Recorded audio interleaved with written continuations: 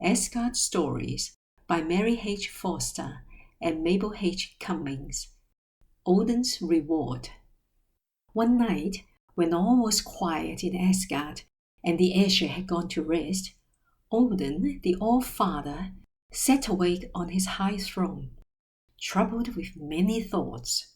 At his feet crouched his two faithful wolves, and upon his shoulders perched the two ravens of thought and memory, who flew far abroad every day through the 9 worlds as Odin's messengers. The All-Father had need of great wisdom in ruling the worlds. After thinking for a long time on the matters which needed his care, he suddenly started up and went forth with long strides from his palace of Gladsheim into the night. He soon returned, leading his beautiful 8-footed steed, Sleipnir, and it was plain that Odin was going on a journey. He quickly mounted Sleipnir and rode swiftly away toward Bifrost, the Rainbow Bridge, which reached from Asgard, the city of the gods, down through the air to the lower worlds. When Sleipnir stepped upon the bridge, it trembled and seemed hardly strong enough to bear the horse and his rider. But they had no fear of its giving way, and Sleipnir galloped swiftly onward.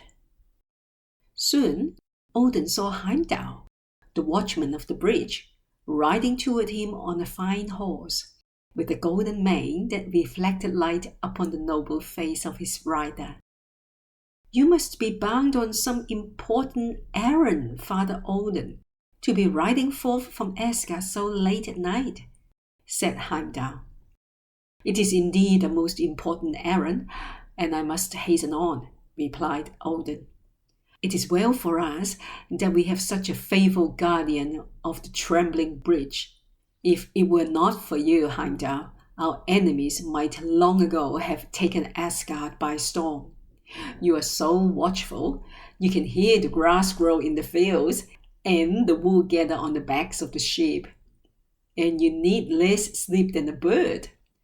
I myself stand in great need of wisdom in order to take care of such faithful servants and to drive back such wicked enemies." They hurried over the bridge until they came to Heimdall's far-shining castle at the farther end of it. This was a lofty tower which was placed so as to guard the bridge, and it sent forth into the land of the giant enemy such a wonderful clear light that Heimdall could see, even in the darkest night, anyone who came toward the bridge. Here Odin stopped a few moments to drink the mead which the good Heimdall offered him. Then said Odin, "As I am journeying into the land of our enemies, I shall leave my good horse with you. There are not many with whom I would trust him, but I know that you, my faithful Heimdall, will take good care of him. I can best hide myself from the giants by going on as a wanderer." With these words, the All-Father quitted Heimdall's castle and started off toward the north, through the land of the fierce giants.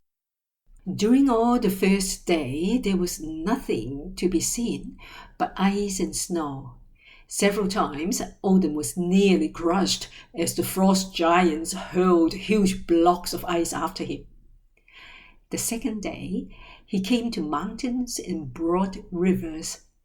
Often, when he had just crossed over a stream, the mountain giants would come after him to the other bank, and when they found that Odin had escaped them, they would send forth such a fierce yell that the echoes sounded from hill to hill.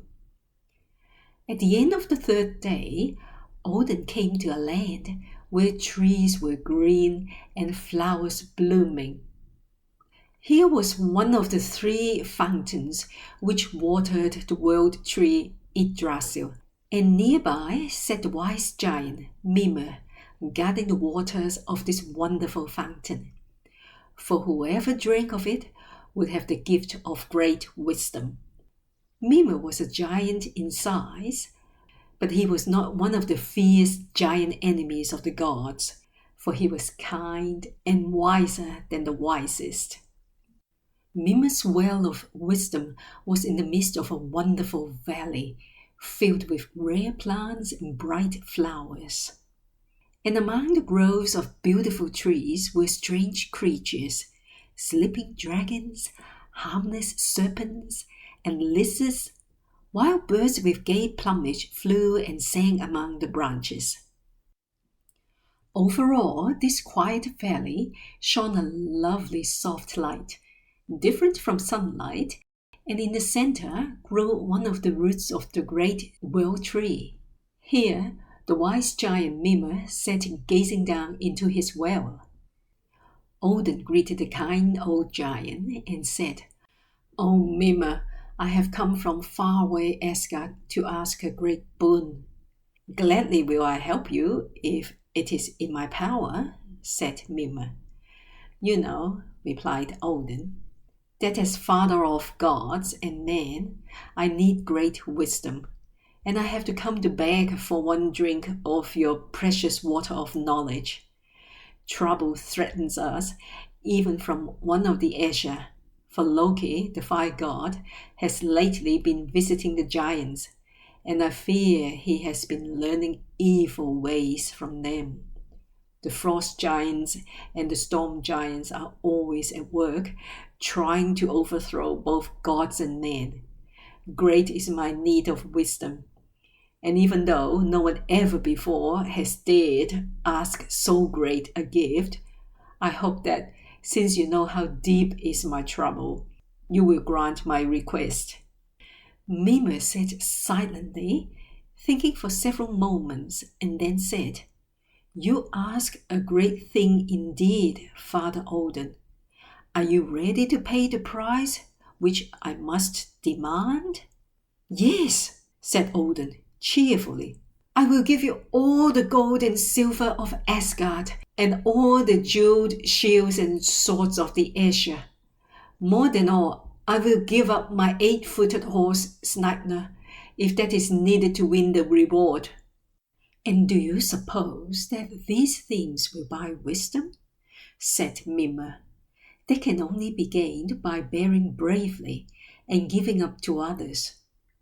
Are you willing to give me a part of yourself? Will you give up one of your own eyes?"